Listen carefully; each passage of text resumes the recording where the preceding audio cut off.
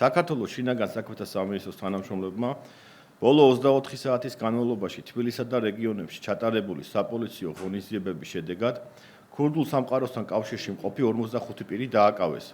ასევე კიდევ 15 პირს ბრალი წარედგინება ნაწილს პენიტენციურ დაწესებულებაში, ნაწილს კი დაუსწრებლად. მათ შორის 3 ეგრეთ წოდებული კანონიერი ქურდია.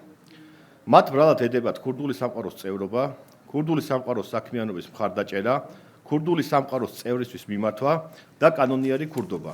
სამართალდამცველების მიერ მოსამართლის განჩინების საფუძველზე ინტენსიურ რეჟიმში ჩატარებული ფარული საგამოძიებო მოქმედებების შედეგად დადგინდა, რომ სისხლის სამართლის დანაშაულში ბრალდებული პირებისა და მოდავე მხარეების მონაწილეობით ეგრეთ წოდებული ქურდული გარჩევები ეწყობოდა, რომლებშიც საზღვარგარეთ მყოფი კანონიერი ქურდები, სულხან ჯაფარიძე თვალჭრილიძე მეტსახელად სუხო და პეტრე ბაქრაძე მეტსახელად პაატა თბილისკი მონაწილეობდნენ.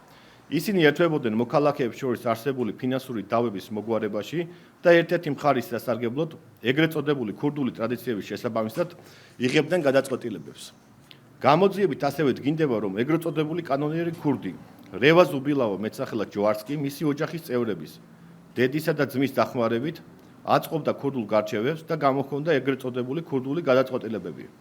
პოლიციამ ორივე მათგანი სხვა პირებთან ერთად დააკავა. სამართალდამცავებმა ბრალდებულების პირადი და საცხოვრებელი სახლების ჩხრეკის შედეგად ნივთმტკიცება დამოიღეს კომპიუტერული ტექნიკა და მობილური ტელეფონები, რომელთა საშუალებითაც ისინი ერთმანეთს და საზღვარგარეთ მყოფ კრიმინალურ ავტორიტეტებსა და ეგრეთ წოდებულ კანონიერ ქურდებს უკავშირდებოდნენ. პოლიციის მიერ ასევე ამოღებულია სხვადასხვა სახის ნარკოტიკული საშუალება. გამოძიება საქართველოს სისხლის სამართლის კოდექსის 223 პრიმა მუხლის პირველი და მეორე ნაწილებით, 223 ტერცია მუხლის მეორე ნაწილით და 223 კვარტა მუხლის პირველი ნაწილით მიმდინარეობს, რაც 15 წლამდე ვადით თავისუფლების აღკვეთას ითვალისწინებს. საქართველოს შინაგან საქმეთა სამინისტროსთვის მთავარ პრიორიტეტს წარმოადგენს ორგანიზებულ დანაშაულთან, განსაკუთრებით კი ეგრეთ წოდებულ ქურდულ სამყაროსთან დაკავშირებული დანაშაულებრივი საქმიანობის წინააღმდეგ სისტემური ბრძოლა. საზოგადოებრივი წესრიგისა და უსაფრთხოების მაქსიმალურად დაცვის მიზნით კანონის სრული სიმკაცრით დაისჯება ყველა ის პირი, ვინც ჩაიდენს დანაშაულებრივ ქმედებას. ჩვენი მთავარი ამოცანაა დავიცვათ ჩვენი თითოეული მოქალაქის უსაფრთხოება.